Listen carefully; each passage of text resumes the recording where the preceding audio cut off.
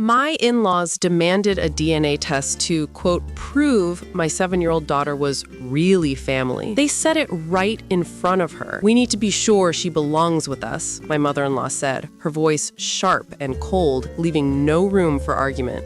I didn't shout. I simply said, "Understood." Inside, my heart was a storm of shock, disbelief, and barely contained anger. How could they question the bond between me and my own child right in front of her? James, my husband, looked embarrassed, frozen as if the words had knocked the air from his lungs. And Emily, my sweet little girl, blinked up at them, her tiny face a mixture of confusion and the first glimmers of hurt. The holiday had begun like any other Christmas. Pine and cinnamon filled the house, the fire crackled in the hearth, and Emily tore gleefully through her presents, her laughter light and pure. Then came the bombshell. Words cut through the festive warmth like ice. My father-in-law watched silently, his eyes cold, while James attempted to intervene, hands raised nervously. "Mom, that's not..." But she didn't stop. Her declaration hung in the air, sharp and unrelenting. I kept my voice calm, measured, though inside a fire was igniting. "Understood," I repeated, already planning my next steps in the quiet of my mind. That night, I tucked Emily into bed,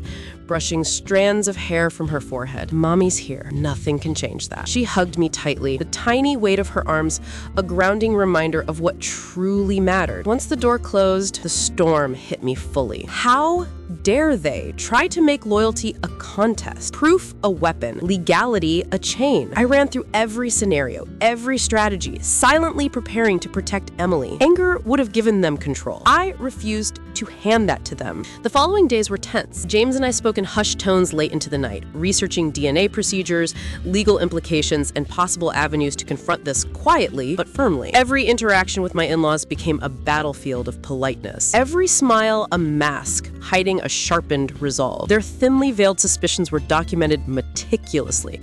Their words, their demands, their tone, everything noted. I had no intention of letting them manipulate our family, and even less of letting Emily sense any shadow of doubt. Then the call came. Their lawyer, a stern voice clipped with caution, spoke to James while I pretended to busy myself in the kitchen, listening intently. "There's been reconsideration," the lawyer said carefully. "They've reviewed the situation." His words trailed off, uncertain.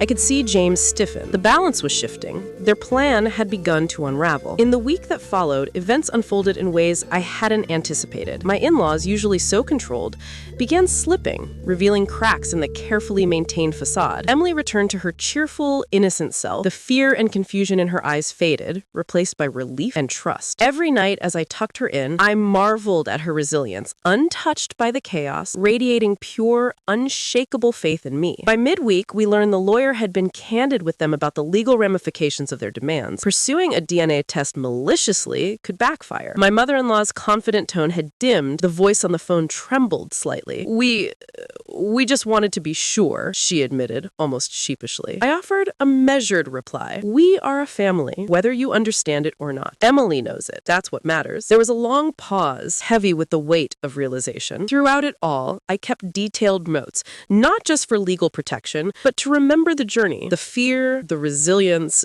the tiny victories, the moments of quiet triumph. I knew Emily might one day ask about this time, and I wanted her to understand that the strength of family is not measured in blood tests or suspicion, but in love, trust, and protection. The ordeal ended not in shouting or vindication, but in clarity. My in-laws faced the truth about their behavior. James and I emerged closer, our bond fortified by shared determination and unwavering defense of our daughter. Emily, blissfully unaware of the full extent of the battle, simply felt safe and loved, a reminder that no insult, no demand, no test could sever the ties of our family. That Christmas, what began as a nightmare became a testament to love, strategy, and resilience. I remember the moment I finally exhaled, Emily asleep in the next room, James holding my hand tightly. We had survived the storm, and in doing so, strengthened our little family beyond measure. Those words from that morning still echo, but now they serve as a reminder of what truly matters: standing strong for your own, protecting your children, and showing them the unwavering power of family.